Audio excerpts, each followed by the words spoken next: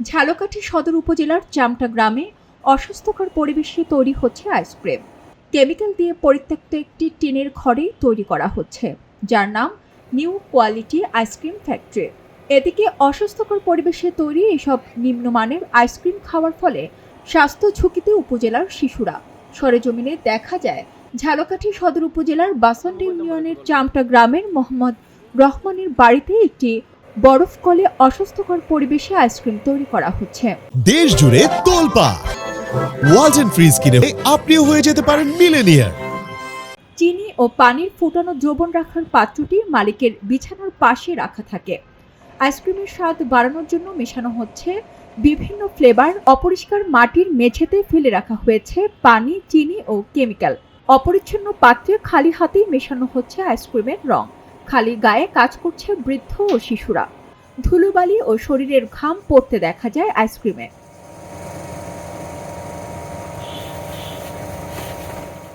আকর্ষণীয় মোড়ক লাগিয়ে এসব আইসক্রিম সংরক্ষণ করা হচ্ছে ফ্রিজে।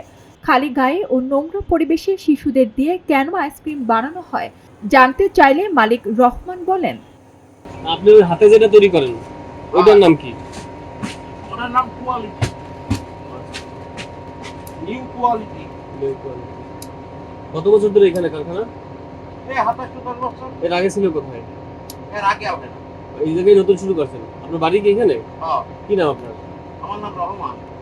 এই যে অস্বাস্থ্যকর পরিবেশে এরকম তৈরি হইতেছে, তো এটার ব্যাপারে কি বলবেন? অসাধ্য মানে এটা কি স্বাস্থ্যকর পরিবেশ?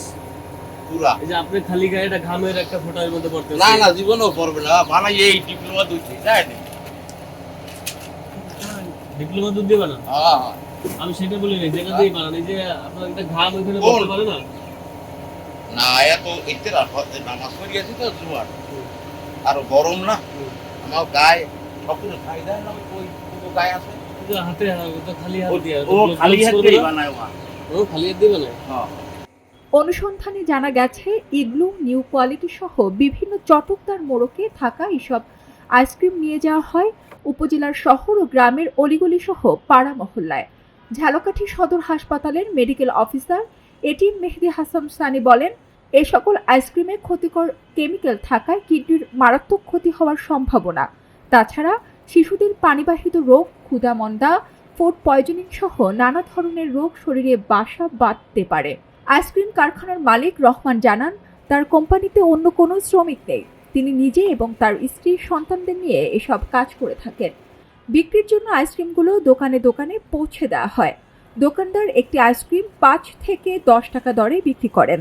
কম দাম ও গরমের কারণে গ্রামাঞ্চলে এ সকল আইসক্রিমের চাহিদা অনেক বেশি।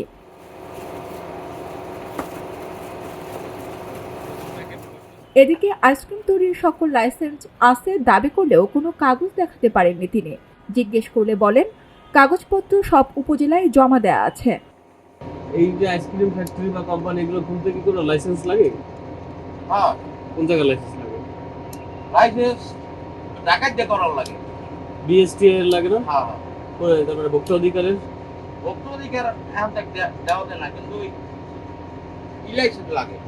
এটা তো পৌরসভার মধ্যে লাগে না? ইউনিয়ন পরিষদে? ইউনিয়ন পরিষদ নবগ্রাম না, বাসনটা না। ও বারোশোটা ইউনিয়ন পরিষদের ট্রেড লাইসেন্স আছে? হয়, উপজেলার দিয়ে করার লাগে। আর ওই কাগজগুলো একটু দেখাইতে পারবেন? না, হ্যাঁ, কেন? কাগজগুলো আইবে ডাকাত দেখাইয়ার পর।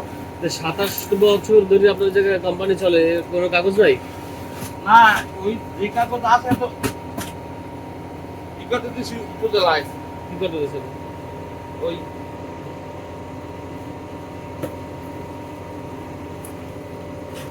এই জায়গা কি একবারে কোনো প্রশাসনের লোক আসছিল? ভোক্তা অধিকার বা বিএসটি এর লোক?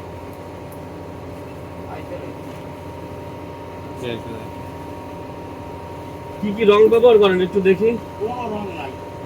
এ বিষয়ে ইউনিয়ন পরিষদে যোগাযোগ করলে সচিব মোহাম্মদ শফিকুল ইসলাম বলেন, আমাদের ইউনিয়ন পরিষদ থেকে আইসক্রিম কোম্পানির নামে কোনো লাইসেন্স নেয়নি। এখানে প্রশাসনের অভিযান পরিচালনা করা দরকার।